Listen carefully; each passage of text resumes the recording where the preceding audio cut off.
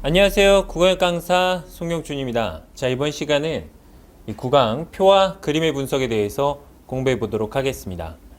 자, 표란 그림, 그래프도 마찬가지인데 지문에 주어지는 경우도 있고 이 문제 보기에 주어지는 경우도 있죠. 자, 이런 형태들은 필요한 것이 분명하고 또 적층을 통해서 난도를 크게 줄일 수 있다는 측면에서 좀 깊게 공부를 할 필요가 있습니다. 자, 이번 시간에는 지문에 그림이 있고 또 보기에는 표가 있는 이 CD 드라이브 지문으로 한번 공부해 보도록 하겠습니다. 자, 우선은 지난 시간에 배운 거를 원칙대로 한번 적용을 해 볼게요. 우리가 문제를 풀 때 가장 먼저 하는 것은 문제 읽기고, 문제 읽기는 모르는 것을 분명하게 해서 내가 어떻게 문제를 풀지를 설계를 하는 과정이죠.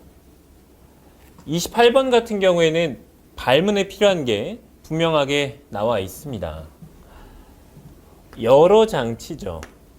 그래서 윗글에 나타난 여러 장치에 대한 설명으로 적절하지 않은 것을 지금 풀 수 없는 이유는 여러 장치를 모르기 때문이고, 여러 장치를 알게 됐을 때 돌아와서 풀면 되겠죠. 자, 그런데 여러 장치니까 또 한 가지 생각해 볼 수 있는 것은 구조가 보인다. 장치들이 나올 것이고 각 장치에 대해서 이제 병렬적인 구성이 이루어질 것이 예상이 되죠. 그러니까 결과적으로 이 문제는 그 병렬적 구성, 장치가 하나 설명이 될 때마다 돌아와서 관련된 선택지를 확인해 주는 방향으로 풀면 좀 깔끔하게 처리를 할 수가 있을 겁니다.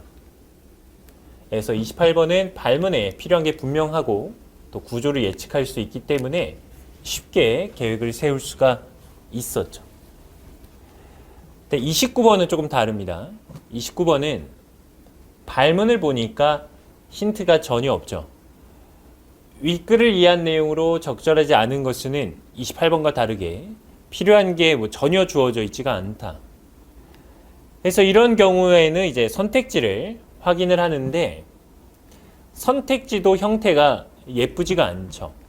이 선택지의 형태가 예쁘지 않다는 것은 우리가 풀이 계획을 세울 때 필요한 정보가 분명하게 드러나지 않는다라는 것입니다.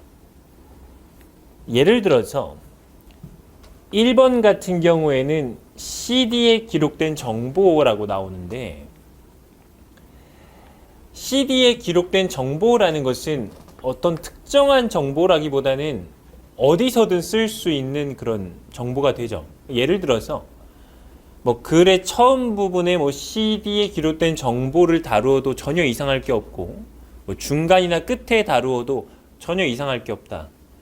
그러니까 CD에 기록된 정보라는 말은 어디서든 쓸 수 있는 말이기 때문에 얘를 잡고 풀어야지라고 하면은 제대로 풀 수가 없는 그런 결과가 발생을 하겠죠. 물론 기억도 어렵지만 제대로 풀 수도 없기 때문에 그러니까 이런 형태는 정리해도 의미가 없습니다. 2번도 마찬가지죠.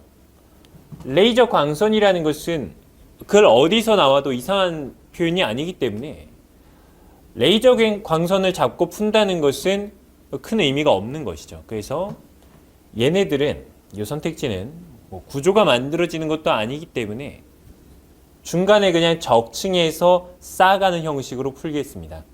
글이 어려울 때, 글의 내용이 많이 쌓여서 어려울 때 돌아와서 관련되는 선택지를 한번 확인해 주면 되겠죠. 더 쉽게 말하자면은 문단마다 돌아오는 형태로도 정리를 할 수가 있을 겁니다. 그러니까 자주 돌아와서 봐주면 됩니다. 자, 이제 30번. 오늘 우리가 이제 공부하기로 했던 30번인데요. 얘도 보면은 발문에 힌트가 전혀 없죠. 윗글을 바탕으로 보기에 대해서 설명한 내용으로 적절하다는 것에는 문제에서, 그러니까 지문에서 뭘 가져와야 되는지에 대해서 전혀 힌트가 없습니다.